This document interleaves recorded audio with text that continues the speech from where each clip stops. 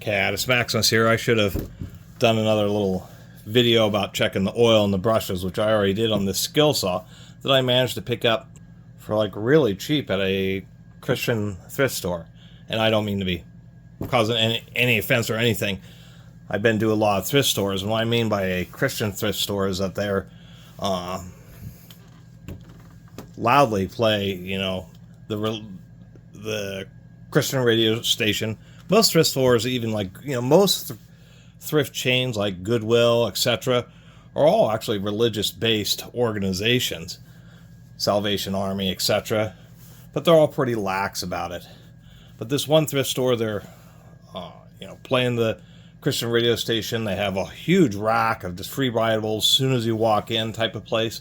And so that's why I call it that, is because it's the most, or I should say they're just a bit more, I don't know, word serious or anything like that. But anyway, the reason I bring that up is because it seems that not a lot of people, I mean, they get donations, but I only go by there maybe once a month or once every couple of months. Surprisingly enough, there's this SkilSaw. And even without the blade that was on, I could tell by the dust that it had how scraped up the shoe was. And then I noticed the blade. This had been used for at least a reasonable amount of masonry cutting. Probably cutting up concrete to remove a patio or something like that. Used a few other jobs inside. They were just done with it, and so they donated it, which is certainly thoughtful of them. However, it's one of the hardest operations you can use a SkilSaw for. They will generally hold up to it, but there's obviously a lot of highly abrasive masonry dust that goes through it. And the big issue here is that it gets into the area for the blade guard. And I'm saying fixing stuck. This isn't technically stuck, but I've never really experienced a guard that is like a extra soft closing, which is not what you want. You want these to close absolutely as quickly as possible for additional safety. When you're looking at SkilSaws like this, you kind of just take a look at some of the areas where it would get banged up, which is along the top of the guard here, where it's set on the ground. It rolls on the ground against here and on the bottom edge of the gearbox and up on the handle. And so this looks like it has more wear than it really does. It doesn't appear to have been dropped or anything. You know, when you're using it on cement and then you're setting it down, letting it roll over, it tends to cause wear that makes it look a lot worse than it really is. And so those are things you want to check, that there, and maybe the bottom edge of the guard to see if that's too banged up. This is actually a Type 17, which is the last of the American-made ones. It's originally new SkilSaw. When you're checking these, there should only be just a little bit of backlash. If you can turn the blade and it's moving back and forth, it's just a huge amount, 1/4 inch, 3/8 of an inch, then you know the gear's just about blown out, and you'll have to pass on it. It's just not worth replacing the gears on a SkilSaw. There's not that valuable, even though some people on Craigslist try to get $150 or something for their old SkilSaws. Anyway, to finish my blabbing, besides the dust, when you're cutting masonry with these, is that you're doing a long, it isn't just like cutting or even ripping a piece of wood where maybe it's running for 30, 40 seconds, maybe a minute. When you're cutting masonry, you're usually doing long cuts. You're using these diamond abrasive blades. It doesn't cut particularly fast because due to the nature of the blade. So you push in the saw and they're run. Though, you know, if you're doing a big long cut trying to take out a section of driveway or something like that that's cracked apart, I mean, it may take you 20 or 30 minutes to make that cut. Maybe not 30 minutes, but you'll be running this thing for 20 minutes continuously, pushing it hard the entire time. And that really does tend to cook the oil in these. And so the oil was actually pretty goopy in this, and so dumped it out. It's super simple in SkilSaws to check the oil and top it off, because you just retract the shoe all the way up, make sure it's at 90 degrees square, and then just set it on the edge of something, pull out the bolt, and then you just fill it up until it starts running out over the lip. It's super nice because it's idiot proof. You just fill it up until it starts overflowing out of the hole, and then you're done. Anyway, righty-loosey because it's a left-hand blade. Get that blade lock button in there, which is... wow, that blade lock hasn't been used in a while. Maybe take some of your favorite spray oil and just spray that button. That way it won't... There's an O-ring that just goes around the shaft. If it's ever leaking out of this, it's super easy. It's like a 19mm 6-sided socket. You just unscrew this. You can even do it with oil in it. You just get the saw up at an angle, unscrew this, and you can swap out the O-ring pretty easy. Anyway, now that button went from stuck to totally free. It's kind of nice using a ratchet to do this because it's not... You can just set the ratchet to tighten the fastener on. Ooh, they didn't have that bolt very tight. I tend to tighten my bolts quite a bit. On these SkilSaws, how tight you have the washers act as a clutch. They're, even though they have a diamond drive, that's kind of a throwback from older SkilSaws, where they had spline drives and they were, it was all a positive engagement or fixed engagement. And then they went to this system here. Wow, this is pretty crusty. This did a lot of cutting. So they went to a different system where this back piece here, you can't even see this, now isn't splined. It used to be splined onto the shaft. Instead, it just relies on the bolt tension and friction, so it acts as a clutch. So if you're doing a kind of cut to where you think you may be might encounter binding or something and it might jump back, then all you have to do is... Oh, it got so hot it actually pushed some oil out through this front seal. That's, this gear, it's a new saw and the gears are pretty good, and so this thing was like pushed hard, but, you know, not so much that it was destroyed. It was just right at the point where it really needed some maintenance, so kind of fortunate that I ended up running into it to maintain it. Anyway, if you think you're going to get binding, you'd only tighten that bolt enough to actually drive the blade. That way, if you do get some pinching and binding, the saw will start spinning and won't just kick back at you. Or if you just need to deliver all the power and do heavy-duty cutting, then you simply tighten up the bolt really tight so the blade can't slip. Let's give these washers a little bit of a wipe down.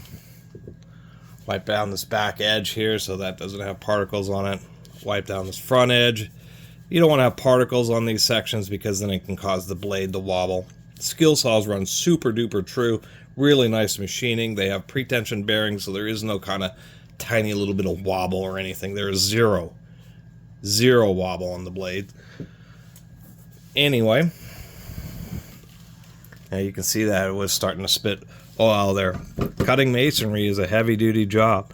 So I always forget if it's a snap ring. It is not a snap ring. It is a... Well, that kind of explains why it still works at all rather than being jammed up, is because it had a bit of that oil in there. It is a spiral ring, kind of like how round head ratchets are held together. Problem with this is because it's cement mixed in with the oil, it's kind of... or it's concrete dust. It's kind of got hard, so you're just going to have to battle with it using a wire brush, screwdrivers, and picks to try to clean it out so you can get access to that O-ring. Once you have it cleaned up enough, you can come around and go around with your pick until you find the edge of that ring. There it is. Always need 2 picks.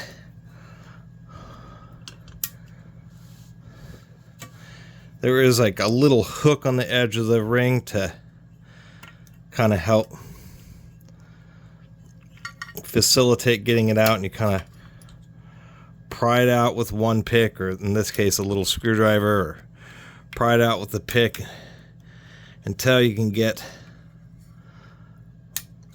something under it. It's always kind of exciting, or I should say a little annoying or frustrating, but once you get that thing up, we'll try the right angle pick here. You can't see with the shadow of my hand. My lighting system sucks here. You can start going around and walk that out of there. Man, that thing is gooped up. We do need to remove the stop so it can come forward enough so we can get this section out of there. This little guy is an 1/8 inch.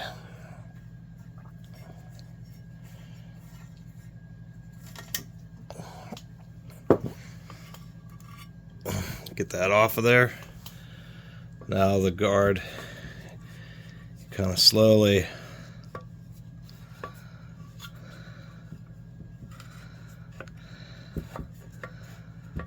walk it up. And don't be like me and forget, you have to remove this bolt in order to get this to swing down far enough for this to clear. You do need a screwdriver. You do not want to lose this snap ring. Pull that off. It's pretty easy to adjust. These have a 12 point, so you pull off the snap ring. If it's not tight enough, you just move it and readjust it until it gets just right.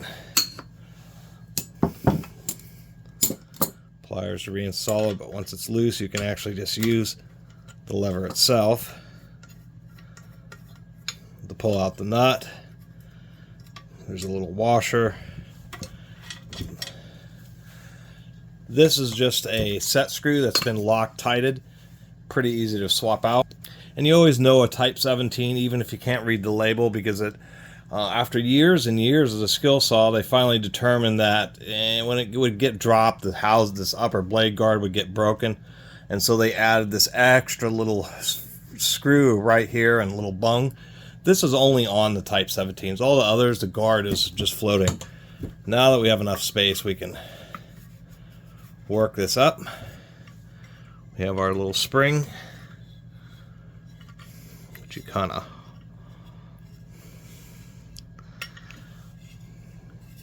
it has a little angle, and so it goes through and then locks in this way. And this is just gummed up. This is a big steel part.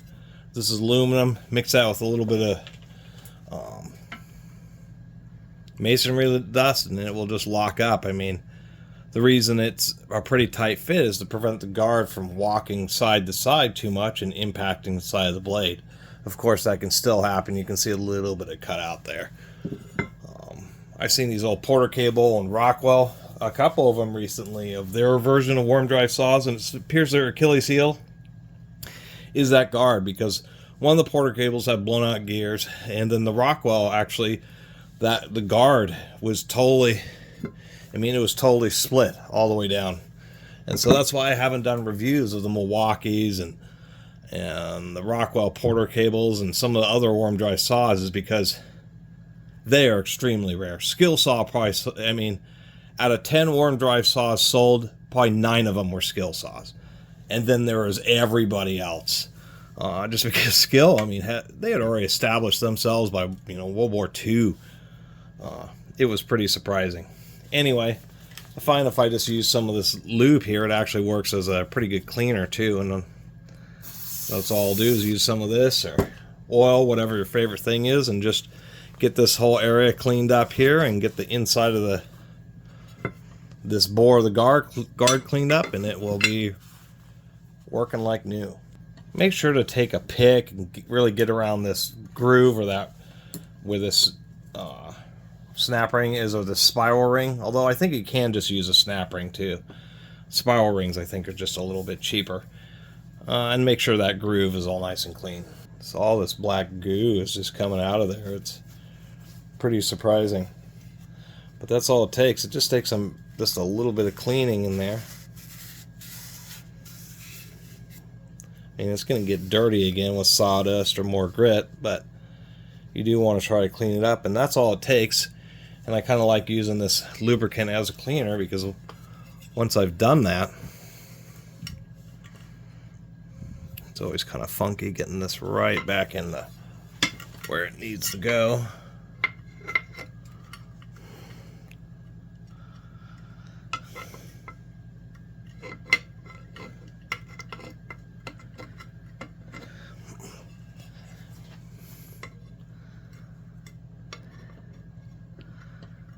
God, this is not cooperating. There we go.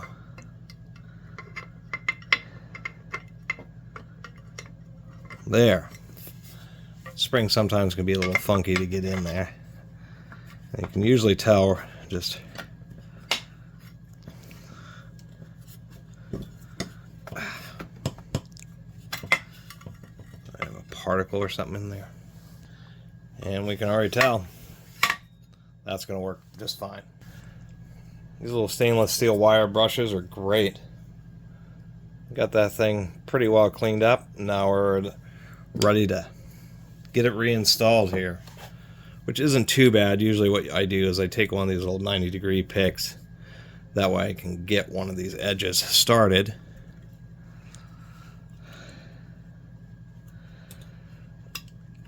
Like so. Get it in there and then start using it, or maybe a screwdriver this time, kind of depends on how it feels. To start just pushing it down and getting it installed a little bit by a little bit. There we go.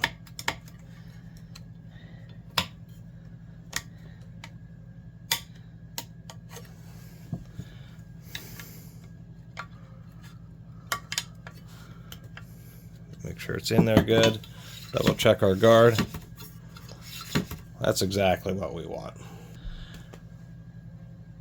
How these should be adjusted, at least on the rear, is once you have the shoe all the way up, you need to be able to get it nice and tight before it starts hitting the bottom of the shoe. And this seems to be just about perfect right there. And this is a surprisingly stout little snap ring. So usually what I end up doing, which I think I may,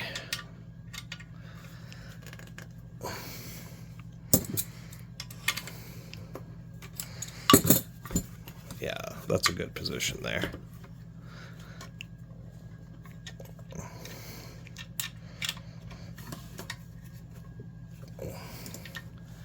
Just put on the snap ring, and then you just use these pliers to kind of finesse it the rest of the way on, without having it go flying across the room here. Like so. Really got to use compressed air to make sure you don't have any particles down in there. Otherwise this will sit on them, you'll tighten the bolt and you'll think it's tight, but it's really not. Get that in there. I guess it went on this way. Since this has already been used for masonry cutting and I have other SkilSaws. Actually, I found quite a few SkilSaws. I mean, and that's how you know how many they've sold, is when on the used market. Oh, where'd my bolt go? On the used market, it's almost exclusively all you ever see is actual, as far as worm dry saws, are the SkilSaws, which is great. You know, I have this, I think this is a type 16 or something I picked up. This one had been left outside. Actually still runs fine, the gears are good. And that's just a pure parts unit. That was like 10 bucks or something. $5. And most of the parts are interchangeable. They did change some things with like the type 16 and 17s, but other than that, it's, you can just find so many of these darn saws.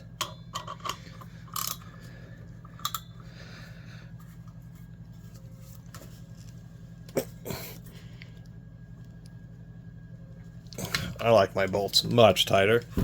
Make sure that blade lock isn't engaged. And that's the beauty of these things. Really, a lot of what happens is there's damage, some, you know, breaking around the handle. Oddly enough, I run into a lot of like broken apart, like bungs, like the trigger and everything is just fine, but for some reason the plastic in the handle starts to break apart. Other than that, I mean, now we have, you know, if I cut a bunch more masonry, I'll just be in the same situation. And it's just, you know, if you're doing that kind of work with the SkilSaw, you know, you got to change the oil a lot more often. And you have to do more periodic cleanup operations. But I certainly like having a saw which has a nice operating guard. They do sound so nice. Here's another tip. If the saw is cold, and I don't mean like, you know, below freezing, but, you know, just whatever temperature in your truck, maybe, you know, 40, 50, 60 degrees or whatever. If you run the SkilSaw and it kind of bogs for a couple of seconds and then starts to speed up, you know that your oil is getting really bad. And it's one of the indications that you should change it. If you have good oil, it should just start right up. And finally, to mention once again, you'll have gear backlash, but that's the only type of backlash you'll have with a SkilSaw spindle. If you take and try to rock the blade side to side like this, there'll just be zero, absolutely zero play. The spindle does not move in and out, and it does not rock back and forth. It's all preloaded, and besides and it isn't the warm drive that gives you the power, it's just the gear ratio. The thing about the warm drive is it is oil filled, and the reason they do that is because it's a very high gear ratio or reduction ratio in a compact package. So this gear here can be a smaller diameter, meaning the guard sinks down lower, giving you a better depth or deeper depth of cut for a given blade size. And instead of having the motor hanging all the way off of one side, kind of makes the saw a little bit more narrower. You can steer it and drive it a little bit more easily. And with that tight spindle, they make nice cuts. If you get one of those really professional extra thick blades, you can make some really nice cuts with these. Anyway, thanks for watching.